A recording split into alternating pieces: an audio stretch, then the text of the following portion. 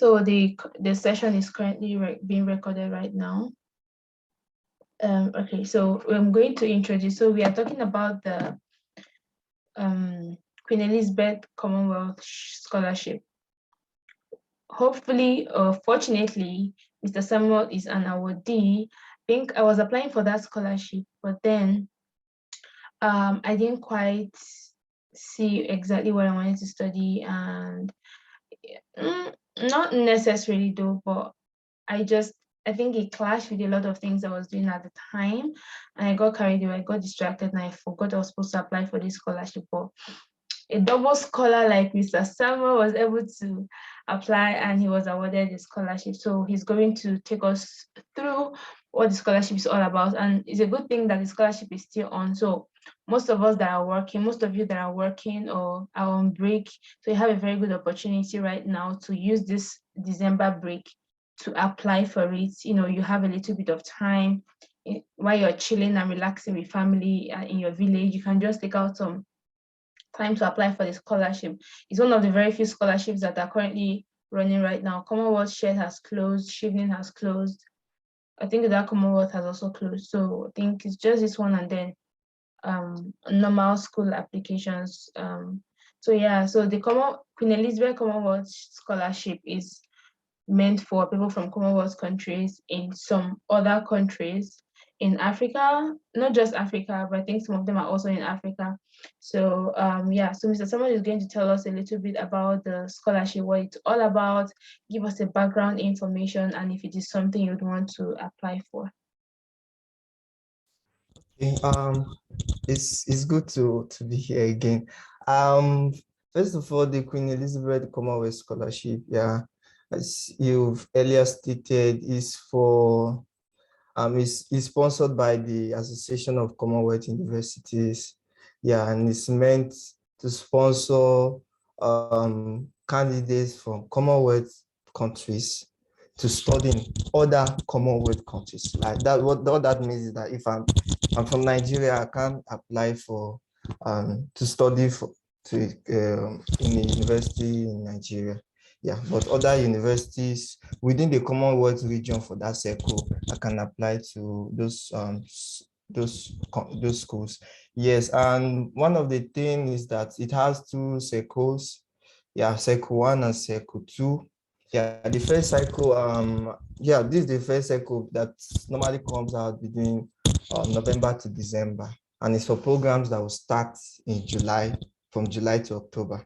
Yeah, so but for the second cycle, it normally comes out around May, June.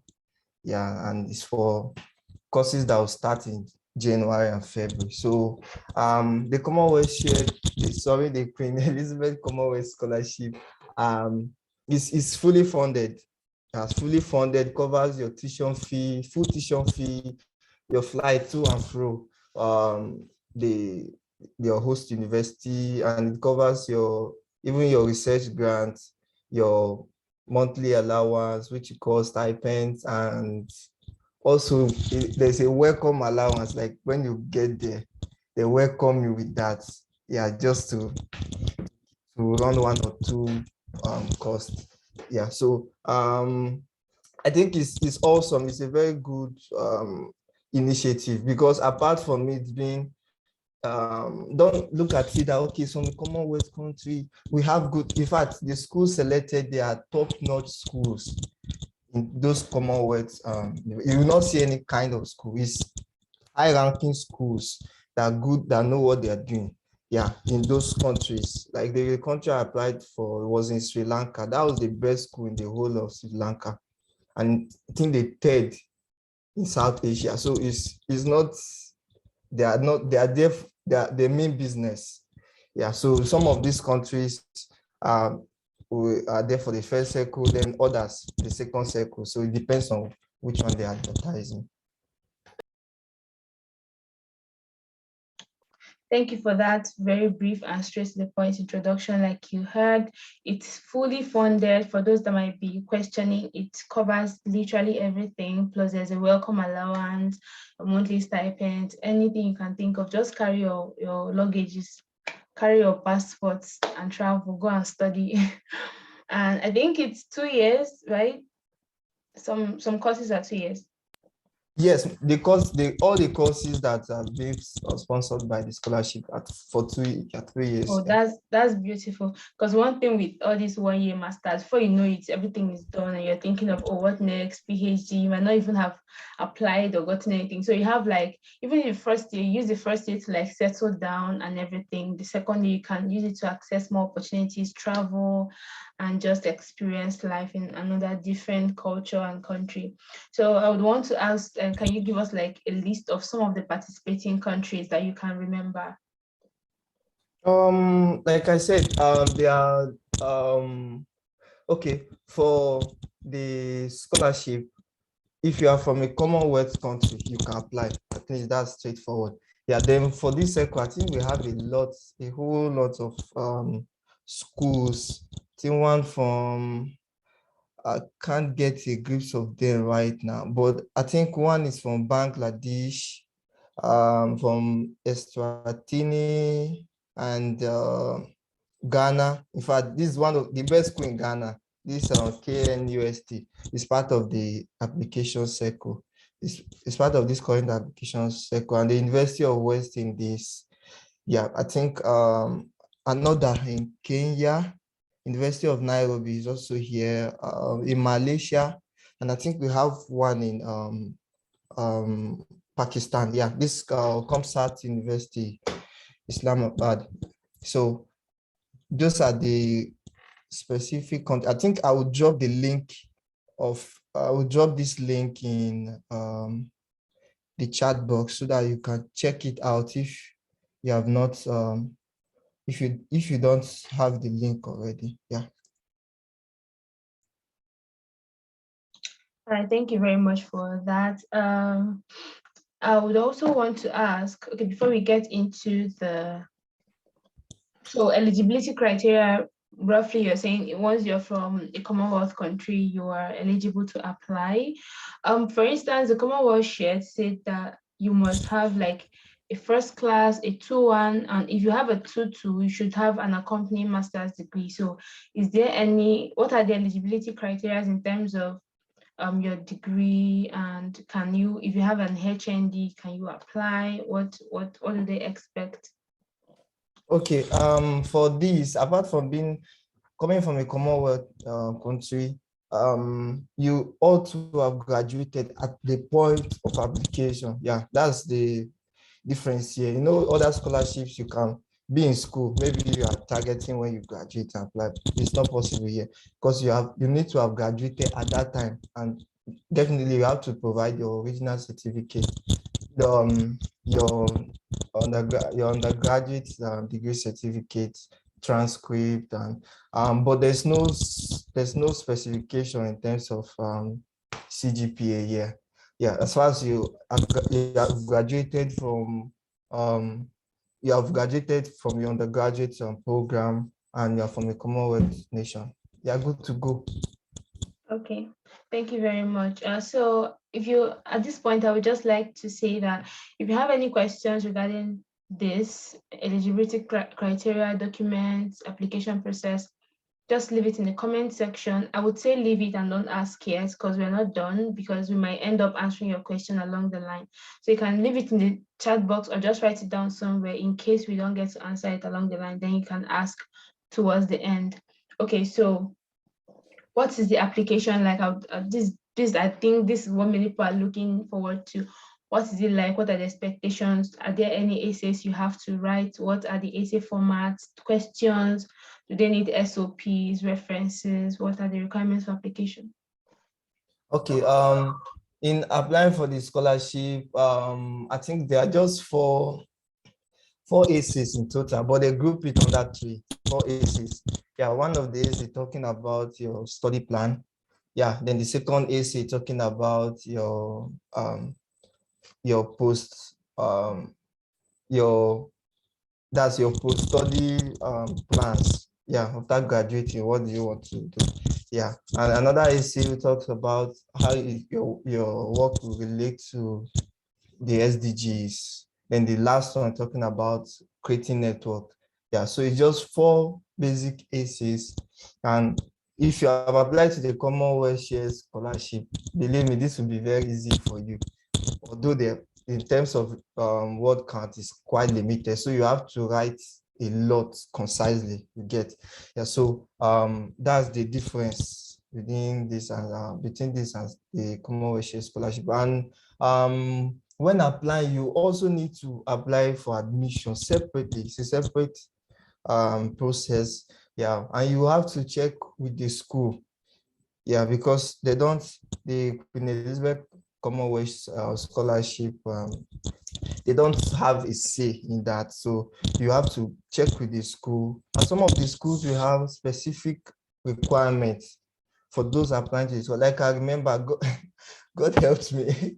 I didn't know this on time. So I was targeting the scholarship because then I was doing a lot of applications. So I didn't apply to the school. I was hoping, because when I checked the website, I saw that it was, the deadline for admission was November. I did not know that the deadline for application for those applying to the scholarship is different.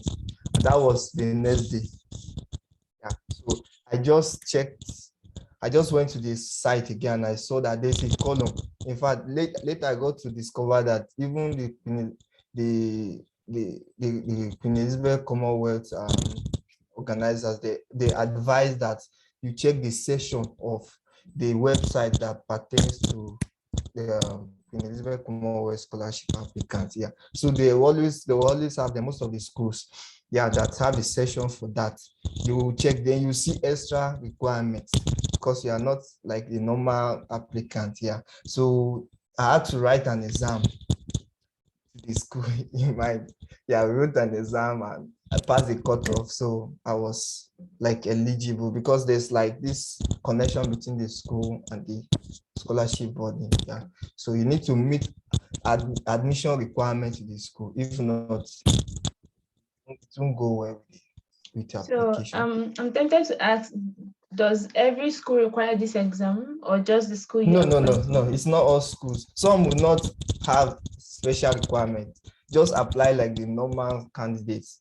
And they, once you are given admission, in fact, you don't need, most of the time the scholarship result comes out before your admission.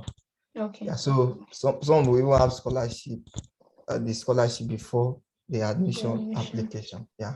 Okay, wow.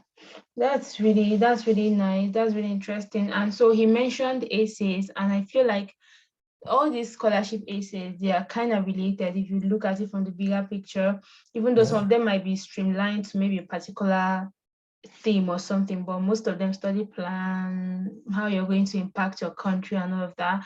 So I think I've made separate videos where I read my Commonwealth shared essay. So I just posted the link to my YouTube channel in the chat box. If you want to check that out, it's free. Just go there, watch, and don't forget to subscribe while you're there. It's free as well. So I know some people might want to ask, what are these essays like? What are they asking you?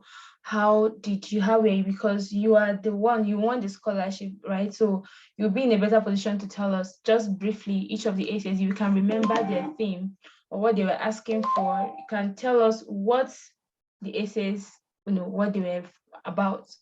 If you can Oh, remember the themes, yeah. okay. I think I had to scribble some of the things in each of the essays. Yeah, first essay talk about the plan of study, and it's normally 200 to 400 words. Like I told you, you need to write a lot concisely for this scholarship. Yeah, and one of the points that I highlighted is that, why have you chosen this course? Yeah, so in this session, you are going to tell them your particular interest. Yeah, you started by saying, okay, you are interested in, let's say, um, molecular techniques in cancer resolution. Yeah, so that's your interest. Then you now tell us, okay, the module, the specific modules that in this course that aligns with that interest. Yeah, so that's like justifying why you want why you want to study the course. You get, yeah. So you now say, okay, this particular module talks about the various targets of maybe cancer therapies, and this particular model also talks about so and so and so and so. So you will now tell us how these particular models now relate to this interest you have. You understand? So that's what that part is all about. So after that, you now talk about why you want to undertake this course at this particular university and country. Yeah, so in this for this is you have to know about the country, you have to know about the university. Yeah, you can highlight the peculiarities of this university. For example, is it the academic excellence, or is it their research um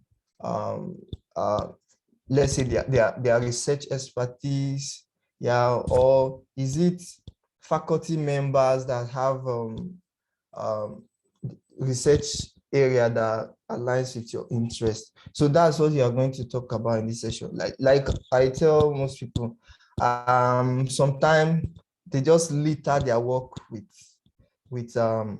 stats, what do you call it, with rankings, which most of the time might not be important. Yeah, you need to, when you're talking about rankings, for example, you should give, ranking is not a standalone concept. Yeah, ranking in itself is not important. Yeah, you can use ranking to buttress a point. For example, if you're talking about the academic excellence, you can cite how this school are performing in relation to other schools. So ranking will be accurate in that perspective. But when you start putting so much ranking, like it's not a biography they're asking you to write, Yeah, so you just need to relate this. If you are including ranking, definitely, which you should relate it to the concept you are trying to explain. Yeah. So if they have, for example, a very robust research, it will tell on the profile, on Google Scholar, you get. So you should be able to give that metrics, relate it to why, like justifying the reason. So you cannot just say, okay, this school, they have good academic delivery. How, you get? So that's where ranking comes in. So that's that point. So you can also talk about specific lecturers, faculty members, yes, that have similar research interests to what you want to your research interest. Then you can also talk about, for the country now, you will talk about the specialization of like, some countries have very in-depth application of specific areas. You get, like the country I applied to then had a very good application of molecular therapies for cancer. So I was able to justify the fact that apart from them being, apart from the school being top-notch in terms of this delivery, the country is also currently applying this thing I want to learn. You get? So it will be a very good opportunity for me to interact with both academia and industry. You get? Yeah. So also, is it that the course will give you opportunity to intern a specific place, organizations that will, that will grant you skills that you need in this your area of interest. So that's what that part is talking about. Then I think what have you done to research your chosen university? That's part of it under this plan of study. Here you would now tell them, okay, how you got information for this for the university. Is it on the university website, or student reviews from their social media platform? Like I added that in mind because they have Facebook, and yeah, they had a Facebook group, so I had to check the students review there and the alumni. So it was excellent. I also told them that I got information from there, and from also blogs, maybe specific websites, Times Higher Education, QS World, university ranking. So you should be able to tell them that this is where you source the information from. Then the other point under the plan of study is how is this course relevant to your future career? Yeah, this is where you now state what your future plan is. Yes, very briefly, you can just summarize them. Then you now say, okay, how this course will give you this particular knowledge you need. Yeah, that you'll be able to, that will enhance your future, that will be able to contribute to the achievement of your future plans, like which skills you intend learning from this course, the knowledge you will get, and this knowledge will make you a better person, or will better position you for achieving. Then the last point on the plan of studies, for you to explain how your previous studies and experience make you a suitable candidate. Yeah, so here you just talk about what you studied in your undergrad, which university you studied in, and specific modules that you took that relates to this career. There should be a relationship between what you studied and what you're about to study. So you cannot just be listing all the modules you did. Yeah, key ones that are related to what you want to study here, and how this has helped you better position you. And you can also talk about maybe internships that you underwent, and how you've gotten some specific knowledge or skills that will better position you for this course. Yeah, you can also talk about what you did, your research.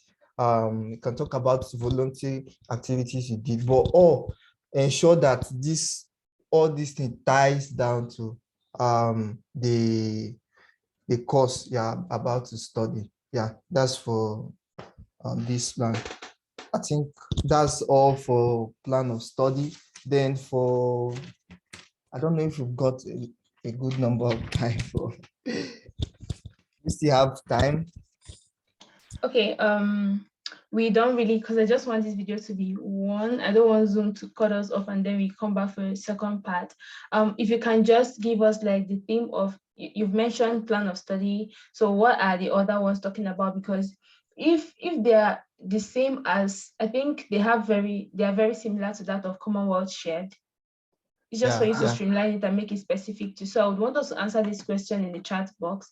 Then you can give us like a rundown of other ones, maybe not in depth, but just what is it asking you to do? What is this one? What is that one? So someone is asking, is there a limited number of schools and programs to apply for by an applicant? You can apply to many programs as you want, but you can apply to multiple programs in a particular university. Yeah, so you can apply to other universities, maybe one program per university. Yeah. Okay, and then he said, since we are applying to different schools and different programs, do we need to use one essay for all the programs, or do we need to write different essays? No. You write different set of essays. In fact, that was what they are emphasizing. If you write the same essays for your application, will be rejected. So you need to streamline it to each program you're applying to. Yeah. So basically, you don't need to like start from scratch to write all the essays again. Sure. But since you have like a template, and I'm assuming everything you're applying for are in the same area, maybe you're looking at health and all, so you can always use it as a structure. Use the same structure, but not the same words, like plagiarizing yourself. You can just streamline it to make it specific, so you don't sound like an umbrella. So if you have any other question, you can just post it there in the comment section. While you just have 10 minutes left, so Mr. Samuel, if you can just give us a rundown of the rest of the essays, what they're asking for, maybe just mention the themes, and in the next 2 to 3 minutes. Okay, then before I forget this part, you can apply to, for you to you need to finish one application and submit before you go to the next. You get, it's not like CSE where you can apply for multiple at the same time. No, you must finish one and submit before you open the tab for the next. So then the other essay talk about development, impact, and post-study outreach. Yeah, what you need to do here is, first of all, you describe the challenge in your country. Yes. Then the other point is how your proposed study helps you to contribute to this. Yeah. Then also what skills you you expect to gain from this from your study. Yeah, so I think these are the points on that. We talked a lot about writing this in for the CSC. I think it's related here. Yeah, you can talk a bit about the global problem, but you narrow it down to your country. Yes, then you're now able to talk about how this course will now prepare you for contributing to the solution of this country. Meanwhile, don't forget to include what your country has been doing. Yes, and the limitation and the gap you want to fill. Then the other part, let's also talk about okay, how you will now apply this knowledge after you finish your program. Yes, is it to work or NGO, working with an NGO, collaborating, organizing conferences, stuff like that. Yes, then the other point, okay, the other essay is on SDG. Yes, and this for this essay, you just choose like a few SDG goals, you select it that relates to your work. Then you now talk about how this relates to the SDG you are considering. You get how your work will relate to the SDG. Yeah, so that's all about SDG AC. Remember to just highlight, like paraphrase what the SDG goal is, yes, and how this work relates to contributes to the achievement of this SDG in your country. Then the last AC talk about creating network. Yeah, this one, first of all, you talk about what networking means to you. Yes, then you talk about how you've developed networks before, yeah, previously. Then you now talk about how you intend to and what you have achieved with this with these networks you develop. It's more like a star approach. Yeah, the situation on ground, the task you took, the action, and the result. Yeah, you talk about how what prompted this this networking.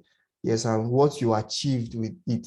Then you also talk about one of the aces also talk about how you were able to develop this network. Is it by meeting them in person? Is it by connection on social media, stuff like that? So you also talk about how you now grow this network in your international study. Yes, so as you're studying there, how you intend, is it that you will be you like create a platform where students meet to discuss specific things regarding your interest, or how do you want to improve or grow this network when you get there? So I think that's what all these things are about.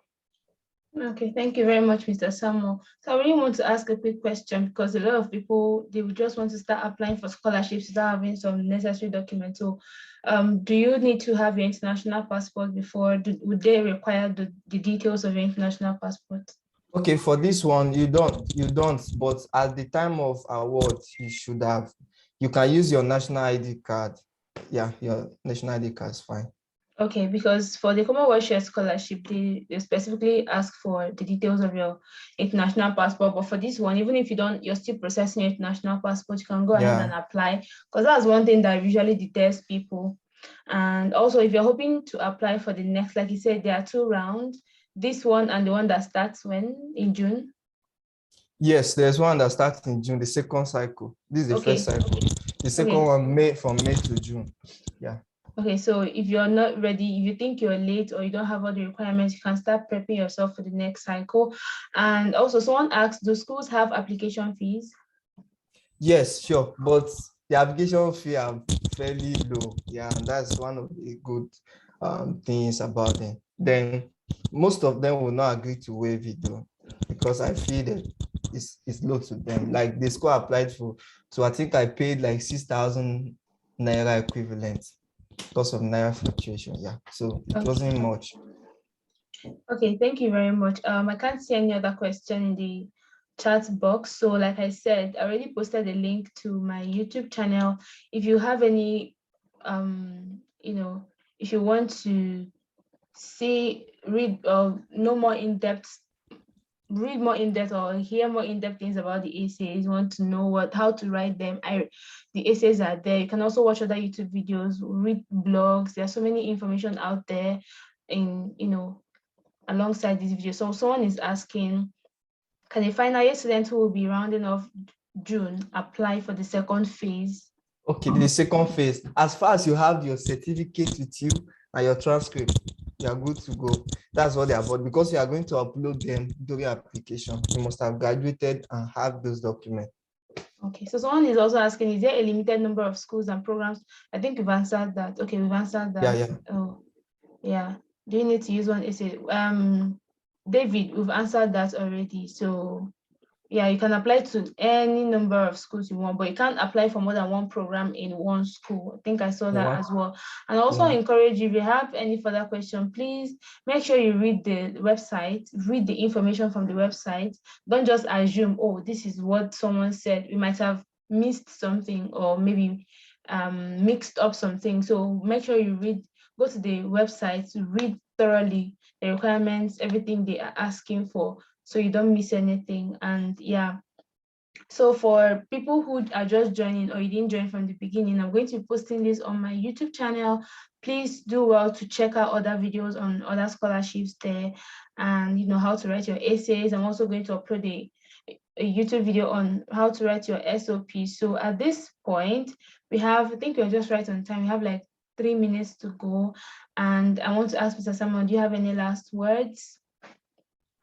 Okay. Apply to the Queen Elizabeth Commonwealth Scholarship. Queen Elizabeth, I keep calling this shit. I don't know. The Queen Elizabeth Commonwealth Scholarship. It's not something that should stress you. Yeah. So I wish you success in your application. I just know that you can do it. They are looking for you out there. So it's just you selling yourself out. Yeah. Like also I will give like more detailed things about the AC on a LinkedIn post. I hope that LinkedIn permits me to do that. So you can connect with me on LinkedIn, and I will drop it there. Samuel Enojoako, just type the name. I think it's only one person that bears that on LinkedIn. Yeah, so it will be more streamlined. Yeah, so I just wish you success in your application. Hoping to hear it from you. Oh, okay, so thank you very much, Mr. Samuel. Thank you for everyone that joined this webinar. So just stay glued to our LinkedIn, stay glued to my YouTube channel, my LinkedIn. I'll be making these videos featuring other scholarship awardees for different scholarships that you're eligible for. And hopefully with time, we'll start having testimonies, start seeing you guys in the UK, in Asia, in every other country, in Germany. So I wish you all the best as well. And please, you can also check out this video on YouTube in case you want to get details of you forget something. So you guys take care and goodbye. Thank you so much, Mr. Samuel. Thank you for agreeing to do this from your busy schedule. I know you're rushing off to go and rest now because it's been a very stressful semester. Thank you so much. Thank you, everybody, and have a lovely holiday. Bye. Yeah. Bye.